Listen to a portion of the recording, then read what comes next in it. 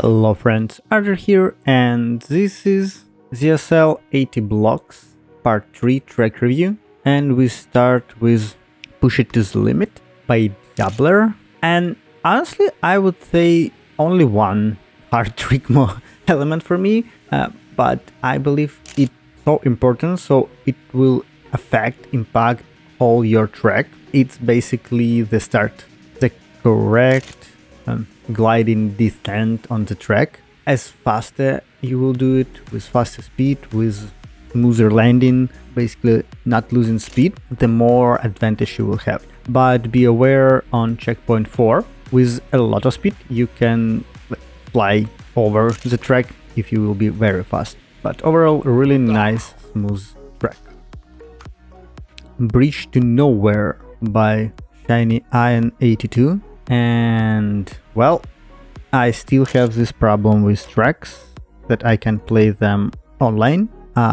It's not only my problem, so yeah, so I play them offline. As of track, I found that change camera view for passing first element way faster or easier, and then I don't know how you supposed to go to checkpoint 2. Basically you can do both way. I found that going right is faster, and then be careful on the uphill to checkpoint 3.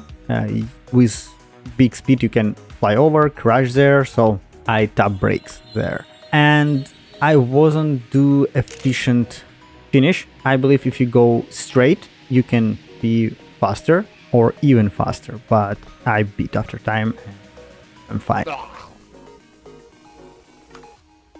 80 Deserts by Mr. Crime, and I have several points for this track. First of all, arrows, guidelines that should show you where and how you need to go.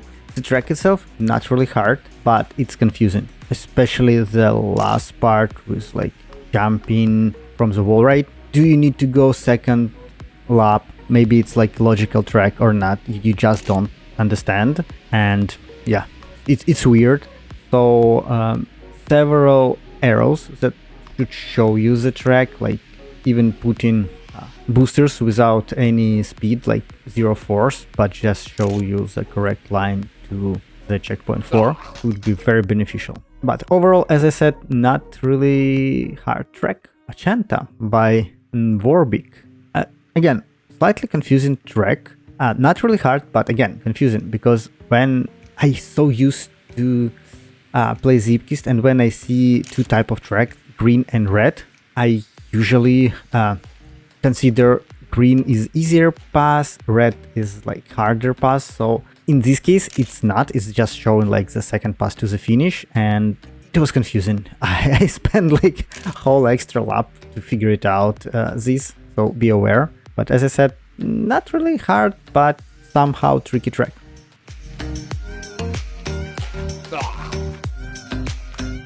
ZSL 1980 by Plus Micron, and yes, the style, all this purple line, I enjoy. It's like all this not really bland neon.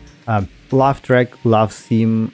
Jump after checkpoint 4 and jump to the finish could be tricky, but there is a lot of line. You realize where and how you need to do.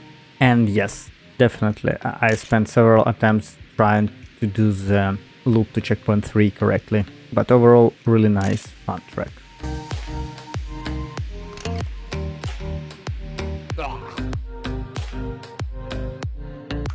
Cloudtop Paradise by Bloodip, really nice track, slightly hard for me, but not in the way that you can crash or you can easily crash here. It's more like it's hard to find the ideal line to be very fast. I'm really bad in wood in all this, finding correct line on such type of ascent descent, but overall nothing really crazy hard, pretty doable, interesting track.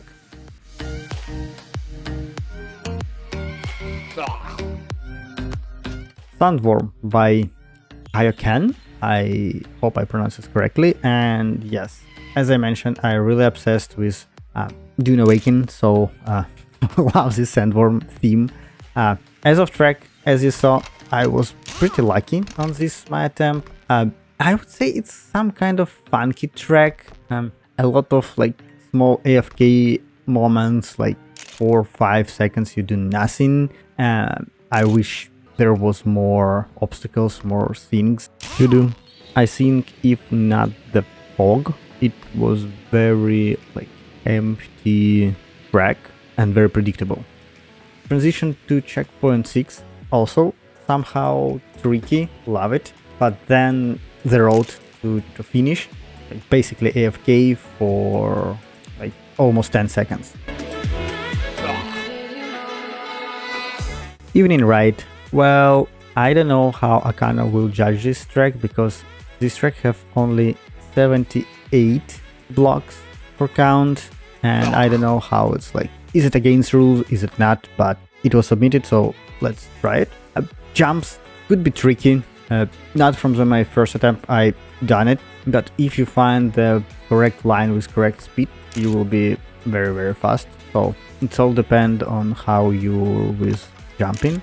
Probably the second or third jump, if the road was transparent, it was better to see where you need to jump. But otherwise, as I said, potentially not really hard track, and yeah, probably even off the limit.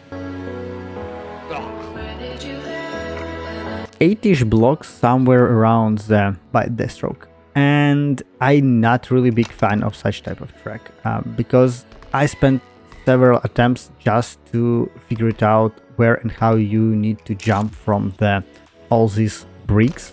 Not saying that the transition between them are tricky, and they're all different, so you basically like ruined your attempts or spending your attempts just to figuring out the way how to use this track, and you have only 7 minutes. And also I spent like 2 attempts just to figuring out that you can skip the last part and it will be way faster, like 8 seconds faster for me, so for other people it will be over faster than other.